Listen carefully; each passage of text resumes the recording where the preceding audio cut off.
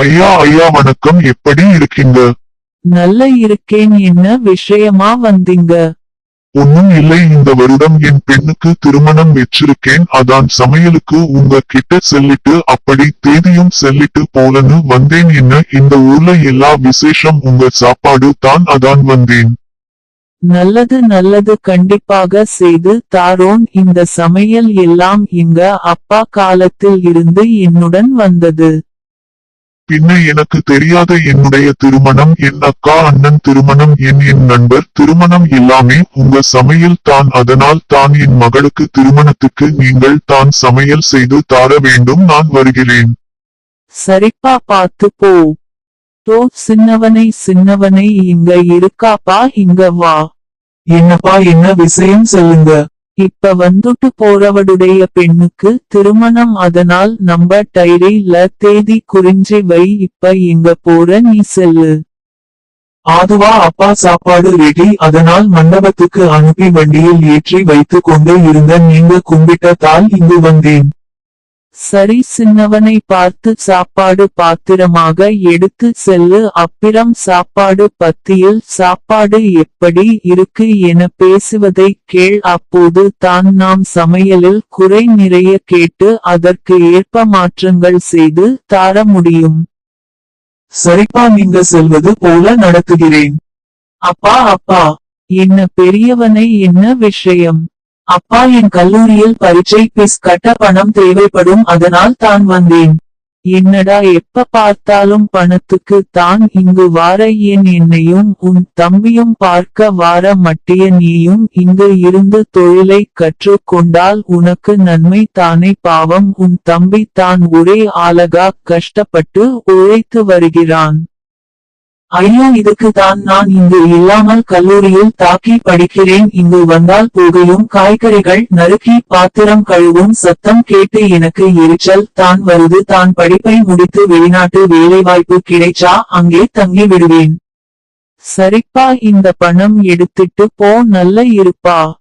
வாங்க, சரியாக நேரத்தில் வந்தீங்க. நான் கூட இந்த நேரத்துக்கு வார மாட்டீங்க நினைத்தேன். அப்படியா? இங்க அப்பா இது வரைக்கும் எந்த ஒரு விசேஷத்துக்கும் நேரத்துக்கு தான் கொடுப்பார். இதுவரை யாரும் குறை சொல்ல முடியாது. அதனால் தான் அவர் இந்த ஊர்ல பிறவலாம். சரிப்பா, சாப்பாடு கொண்டு போய் ஊரை கொண்டு போப்பா. ஆடா டே, அண்ணா நிக்கிறான். என்ன விஷயம்? ஒரு வேலை வீட்டுக்கு வந்திருக்கான் போல. ஐயோ, இவன் வேற என்ன பார்த்து விட்டனே, என்ன செய்ய? வண்டி வர லேட் ஆகும். சரி, ஒரு 2 வார்த்தை பேசிட்டு போயிடுவோம். அண்ணா எப்ப வந்த? வா, வீட்டுக்கு போலாம். சாப்பிடியா? ஏதாவது சொல்லு. நான் வெண்ணுக்கு போய் அப்பவே பார்த்து பேசிட்டு வந்தேன். ஊருக்கு போக வேண்டும், அதனால் தான் இங்கு நிற்கிறேன். அண்ணா, என்ன வந்தவுடன் கிளம்பில இருந்து 2 நாட்களுக்கு தங்கிட்டு போலாம்லா? இல்லை இல்லை, எனக்கு ஊர்ல பரீட்சை இருக்கு, அதனால் சீக்கிரம் போயிரோம். சரிண்ணா, பார்த்து பாத்திரமாக போ. ஐயோ பாவம், பெரிய மனுஷன் இறந்துவிட்டார். ரொம்ப நல்ல மனிதர், என்ன செய்ய, எல்லாம் விதி. ஐயா தம்பி, வருந்தாமல் இரு. நம்ம அப்பா நம்முடைய இல்லை என்றால் என்ன? நமக்கு என்ன தேவை என்பதை அப்பா தந்துவிட்டு போய் விட்டார். எனக்கு படிப்பு இருக்கு, உனக்கு சமையல் திறமையே இருக்கு. அது மட்டும் இல்லாமல் இந்த வீடும் சமையல் பாத்திரங்கள் எல்லாம் இருக்கு. சரி அண்ணா, நீங்க சொல்லுவது சரிதான். இப்போது என்ன செய்வது சொல்லுங்க. அப்படியா? நான் படித்து முடித்து வெளிநாட்டு வேலைவாய்ப்பு போக வேண்டும். அதனால் எனக்கு பணம் நிறைய தேவைப்படும். அதனால் இந்த வீட்டை விற்று வரும் பணத்தை இருவரும் சமமாக பிரித்துக் கொள்வோம். அப்புறம் இந்த பாத்திரம் எனக்கு தேவையில்லை, நீயே வெற்றிக்கோ. சரியா? சரி அண்ணா, உங்க முடிவே இறுதியானது. ஆடோ, நீயும் உங்க அப்பா மாரியே நல்ல சமைக்குற, நல்ல வாசனையாக இருக்கு. என்ன, உங்க அப்பா இறந்து 1 வருடம் ஆகுது. சரி, உன் உழைப்பு ஒரு நாள் நல்லது நடக்கும். வாழ்க்கை நீ நல்ல வருவோ. ரொம்ப நன்றி ஐயா, நீங்க சொல்லுற வார்த்தை எல்லாம் என்னுடைய அப்பாக்கு தான் புண்ணியம் சேர்க்கும் தான் ஐயா.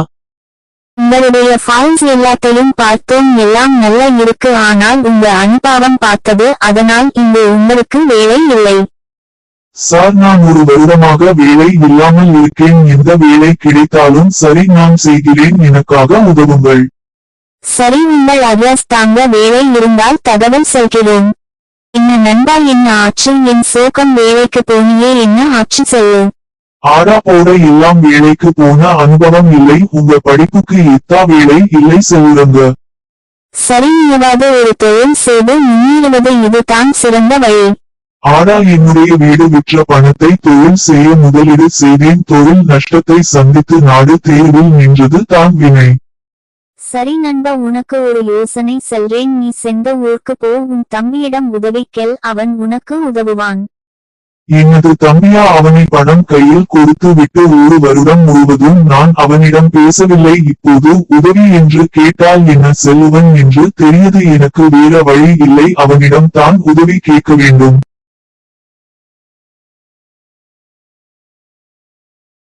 அப்பாடா, ஒரு வழியாக ஊருக்கு வந்தாச்சு, இப்போது தம்பியா இந்த துருவது விட்டை வித்து தான் பணம் எடுத்துக்கிட்டோம், இப்போது இந்த தங்குகிறான் இங்க இருப்பான் தெரியல, யார் கிட்டியது கேட்போம். ஐயா ஐயா, நான் இந்த ஊர்காரா தான், இந்த ஊர்ல கல்யாணம் எல்லாம் விசேஷங்கள சமைப்பதை அவருடைய மொத்த மகன் நான், அவர் இறந்து ஒரு வருடம் கழித்து இப்போது தான் இந்த ஊருக்கு வரேன், என்னுடைய தம்பி இங்க இருக்கான், தெரிந்தால் சொல்லுங்க ஐயா.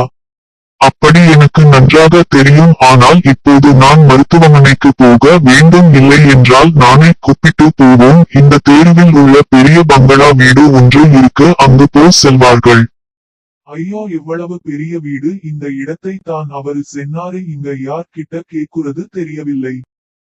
யார் நீங்க, என்ன விஷயமாக இங்கே வந்தீங்க? என்னுடைய தம்பியை தேடி இங்கு வந்தேன், அவன் இங்கு தான் இருக்கிறான் என்று சொன்னார்கள், அவன் சமையல் எல்லாம் நன்றாக இருக்கும், அவன் பெயர் கதிர், நாங்க எல்லாரும் அவனை சின்னவனே என்று கும்பிடுவோம், உங்களுக்கு அவனை தெரியுமா?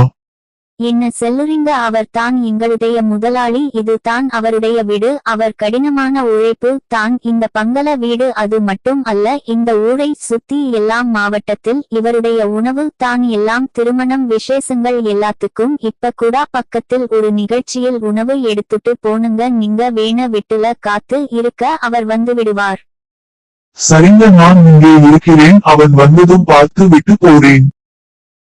ஐயோ, என்ன நாம் தம்பி இவ்வளவு பெரிய பணக்காரர் இருக்கான், எல்லாம் கடினமான உழைப்பை மட்டுமே முடியும். நானும் அப்பாவின் பேச்சை கேட்டு இருந்தால் இப்படி நடுத்தேருவில் இருந்து கஷ்டப்பட்டு இருப்போமா? சரி, என்ன செய்ய, எல்லாம் தலைவிதி, இப்போது தம்பி பார்த்து உதவி கேட்டால் நல்ல இருக்காது, நாமும் நல்ல இருப்போம் என்று அவனும் நினைத்து இருப்பான், நாம் சென்று விடுவோம். அண்ணாவா, என்ன இவ்வளவு வருடங்கள் அப்புறம் தம்பி பார்க்க வந்திருக்க, எப்படி நான் இருக்க? நீ எங்கேயோ வெளிநாட்டுல இருக்க, அதனால் தான் உன்னுடன் எந்த தகவலும் செல்ல முடியல, இந்த வேலை பாக்குற செல்லுனா? தம்பி, நான் நல்ல இருக்கேன், இந்த ஒரு விஷயமாக வந்தேன், அப்படியே உன்னை பார்த்துட்டு போல என்று வந்தேன். சரி வாங்க அண்ணா, வீட்டுக்கு போலாம். தம்பி, நீ என்ன இன்னும் காய்கறிகள் எல்லாம் நீ வாங்கிட்டு வார, உன்னிடம் தான் நிறையவே வேலை ஆட்கள் இருக்கிறார்கள், அவர்களிடம் சென்னால் வாங்கிட்டு வருவார்கள். அண்ணா, நீங்க செல்வது சரிதான், ஆனால் அவர்கள் வாங்கி காய்கறிகள் சமைத்து உணவு சரியில்லை என்றால் இவ்வளவு வருடம் நாம் தாத்தா தந்தை எடுத்து பெயர் எல்லாம் வீணாகி விடும், அதனால் நானே எல்லாம் காய்கறிகள் வாங்க என் கையில் சமைத்து விட்டு தால் என் மனம் நிறைவடையும். சரி அண்ணா, நீ இங்கே வேலை செய்கிறாய் என்று சொல்லவில்லை.